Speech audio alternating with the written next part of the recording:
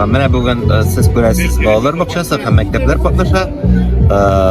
Барсы да инде балалар үз куллары белән, әтиләре белән ясаганнар. Бу максат кошларга мәхәббәт тәрбияләү, балаларны кошларны кыерсытмау, җәберләмәү һәм инде безнең инде күчмә кошлар дип әйтәбез, сыерчыклар килгәч менә ояларны ясауны, бала хезмәт тәрбиясе белән үсүне һәм инде кулы эш белүне максат итеп куябыз.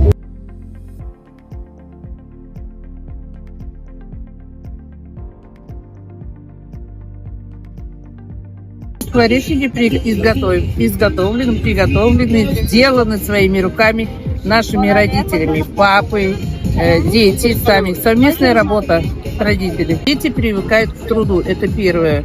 Потом дети знают, это знание получают они. Для чего? Зачем это все нужно? Например, скворечники, каждый день мы их не видим, не знаем. Каждый день о них не говорим. Мы обычно говорим о них только весной. Правильно ведь? Поэтому дети знакомятся и с природой, и с трудом, ну и развивают усидчивость, в первую очередь тоже. Что сейчас самое главное. Сегодня я покажу, как собирать скворечник. Для начала подбор материалов, подгоняем под размер, потом мы собираем.